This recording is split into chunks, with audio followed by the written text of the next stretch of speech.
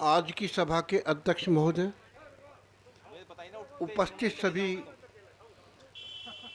नौजवान, वृद्ध, किसान भाइयों को सादर प्रणाम। 4 तारीख को जब हमारा धरना का पहला दिन था, मैंने चंद बातें अपनी रखी थी। उस दिन भी मैंने ये कहा था कि धरना प्रदर्शन हमारा अनुशासन में हो। श्री राम मेहर जी ने भी बात रखी, बाहर से आए हुए हमारे अन्य अतिथिगणों ने भी ये बात रखी। मैं उनकी कही हुई बात का स्वागत करता हूँ। धरना चलाना है, अपनी बात कहनी है, शासन प्रशासन के सामने हमें अपनी बात कहनी है, वो सब हमें अनुशासन में रह करके कहनी है। अब एक दो बात मैं आज अलग से कुछ कहना चाह रहा हूँ। कौल गांव हमारा एक ऐसा नज़ीर है जिसमें मेरठ और मेरठ से पीछे के गांवों का गंदा पानी आ रहा है। उस गंदे पानी का जो कौलवासी या काली नदी के इर्द गिर्द रहने वाले बसने वाले गांव हैं, वो त्वचा रोग से पीड़ित होते चले जा रहे हैं।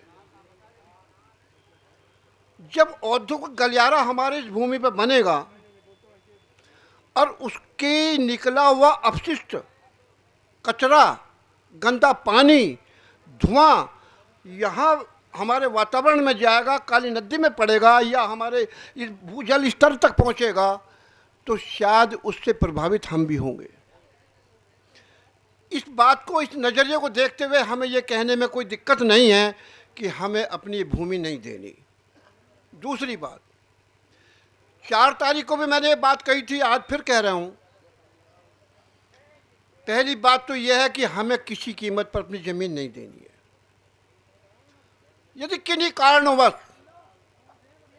मैं ये नहीं कह रहा कि मैं देने का इच्छुक हूँ, यदि किन्हीं कारणवश ये स्थिति बन जाए तो उस 4 तारीख में मैंने बात रखी थी, आज फिर कह रहा हूँ कि जिस जिस किसान की ज़मीन जाएगी उसके घर से एक एक सदस्य को सरकार की तरफ से पक्की नौकरी मिलेगी। ये मांग हमारी होगी। दूसरी बात, एक 500 गज की ज़मीन का रहने के लिए उनको हमारी आवास की व्यवस्था करनी होगी। ये बात मैंने 4 तारीख में कही थी, आज उसको फिर दोहरा रहा हूँ। अब तीसरी बात में जो कहने जा रहा हूँ उसको सुनो गौर से। किसान इतना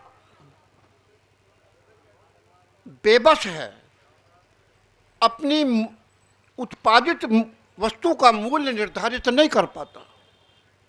सब्जी बेचने जाएगा, उसका मूल्य आढ़ती तय करेगा। गेहूं बेचने जाएगा, उसका मूल्य सरकार या आढ़ती तय करेगी। खेत में किसान किसी मजदूर को लेके जाएगा तो उसकी मजदूरी मजदूर खुद तय करेगा। किसान किसी चीज़ का मूल्य तय कर नहीं सकता। हमारे हाथ में आज एक ही अवसर ऐसा है, अगर ज़मीन जाएगी तो इसका रेट सरकार नहीं, किसान तय करेगा। और किसान तब तय करेगा। अभी हमारे कुछ भाइयों ने ये बात कही थी कि हमारे जो संविधान है, संविधान में अमेंडमेंट हो, संशोधन हो, 4 गुने के बजाय 8 गुना, 12 गुना, 10 गुना, जो भी निर्णय हो, उसके लिए भी लड़ाई हमको लड़नी चाहिए। अब मुझसे पहले बहुत हमारे साथियों ने बोला है, समस्या सबको मालूम है, उन समस्या को नहीं दोहरा रहा मैं। हमको प्रयास यही करना है, संगठित होकर के, अनुशासन में रह करके अपने संगठन को चलाना है, संघर्ष समिति के हाथ मजबूत करने हैं और जितना बाहुबल हमको अपने कृषि के कार्य से भी वंचित नहीं होना, उस काम को बराबर करना हमको। और समय समय पर हमको संघर्ष समिति को भी मदद करनी है, इनको भी, ताकि ये अपने मन में यह एहसास ना करें कि हम अकेले हैं। हमको इनके हाथ बन करके इनके रहना है, इनके साथ में। मैं अधिक नहीं बोलूँगा, चंद शब्दों में अपने शब्दों को विराम दे करके ये कह रहा हूँ कि सब संगठित हो। ये धरना हमारा, ये जरूरी नहीं 1 महीने में तय हो, 6 महीने में तय हो, 10 साल में तय हो। जब भी जैसे भी हो हमें लड़ना है, लड़ना है, लड़ना, अपनी मातृभूमि की रक्षा करनी है हमको। जय हिंद, जय भारत, जय किसान एकता।